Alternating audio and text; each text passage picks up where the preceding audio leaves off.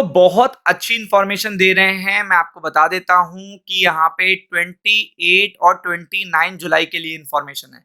मतलब जो भी इन्फॉर्मेशन मैं आपको प्रोवाइड कर रहा हूँ, वो मैं आपको इसलिए प्रोवाइड कर रहा हूँ कि 28 जुलाई को और 29 जुलाई के लिए ये इन्फॉर्मेशन है और इसमें स्टॉक मार्केट ऊपर जाएगा। स्टॉक मार्केट क्या करेगा? रिकवरी करेगा। ये मैं आपको इसीलिए इन्फॉर्मेशन प्रोवाइड कर रहा हूँ, तो बहुत ध्यान से देखिएगा। आपको ये टाइम और डेट भी याद रखनी है, क्योंकि अगर ये याद रहेगी तो आपको पता चलेगा। और मैं आपको पहले से देखिएगा एक ऐसा इंसिडेंट बताने जा रहा हूं इस वीडियो में, जिससे आपको कॉन्फिडेंस भी आएगा कि ये पॉसिबल है।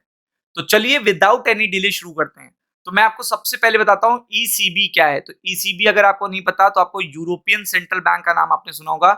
European central bank, European central bank basically देखिएगा एक कंपाइल, एक अपना देखिएगा एक मॉनेटरी पॉलिसी बनाता है जो 27 नेशन पे अप्लाई होती है। 27 यानी पूरे यूरोप पे अप्लाई होती है। तो यानी कि अगर यूरोपियन सेंट्रल बैंक कुछ कर रहा है तो ये 27 इंडिविजुअली जो सेंट्रल बैंक हैं इन कंट्रीज के, वो भी उसी चीज को फॉलो करते हैं। मतलब वो एक व्यू पता चल जाता है, एक ब्रॉडर व्यू आ जाता है ईसीबी के थ्रू। फिर यूके भी वैसा ही चीज फॉलो करता है, जर्मनी, फ्रांस, सब ऐसे ऐसे अपनी पॉलिसी फॉलो करते हैं। ये चीज आपको ध्यान में रखनी है। अब बात आती है कि ईसीबी पे और किस चीज का इन्फ्लुएंस है।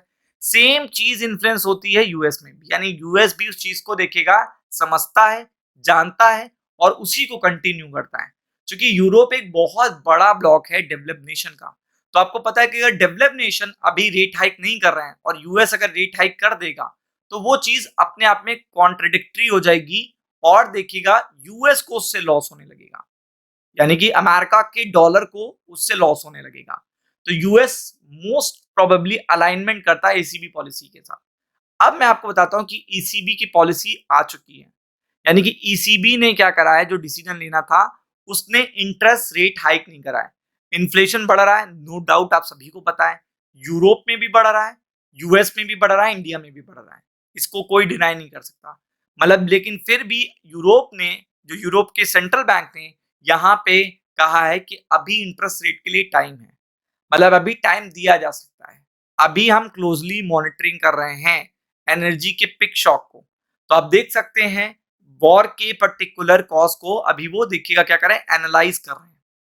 और इसीलिए उन्होंने क्या करा है कि यहाँ पे क्या नहीं करा है, आप देख सकते हो, कोई भी रेट हाइक नहीं करा है। ईसीबी ने लास्ट मंथ देखिएगा हिंट दिया था जो रेट हाइक होंगे मोर टू कम, ये बोला था। बट इस बार यूरोप ने सोचा था कि यहाँ पे क्या होगा, रेट हाइक हो जाएगा। बट हिंट देने के बाद भी उन्होंने रेट हाइक नहीं किया है। अब आप समझ लो ये कितनी बड़ी बात है। तो अब मैं आपसे बता रहा था कि ये 28 और 29 जुलाई के लिए अपडेट क्यों है। तो आपको पता है 28 जुलाई को फेड आ रहा है, जो कि यूएस का सेंट्रल बैंक है। 29 जुलाई को इसकी पॉलिसी आने वाली है। तो मार्केट में मल्टीपल 78% एक्सपेक्टेशन, एक कहीं प्रोबेबिलिटी देखने को मिल रही थी कि रेट हाइक हो सकता है। पॉसिबल रेट हाइक्स देखने को मिल सकते हैं या रेट हाइक की आपको हिंट मिल सकती है। तो ये चीज देखिएगा अपने आप में डाउन हो जाएगी। 28 और 29 को भी देखिएगा मोस्ट प्रोबेबली मैं आपसे बता रहा हूं कि अनचेंज रहेगा। क्या? रेट्स, इंटरेस्ट रेट अमेरिका का अनचेंज रहेगा। तो आप देख सकते हो यहाँ पे पूरी तरीके से यहाँ पे बताया गया है रेट डिसीजन को लेकर।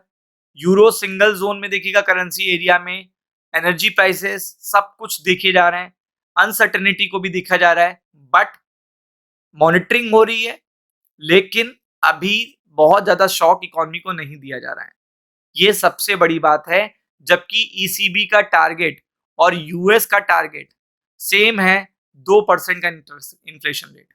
मतलब ईसीबी भी ये चाहता है कि 2% का इन्फ्लेशन रेट पॉसिबल हो और यूएस भी ये चाहता है। बट स्टिल अगर ईसीबी टाइम ले रहा है तो ऑब्वियस है कि यूएस भी टाइम लेगा।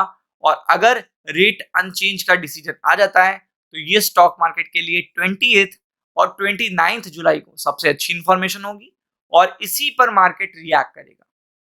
इस पे क्या करेगा? मार्केट रिएक्ट करेगा।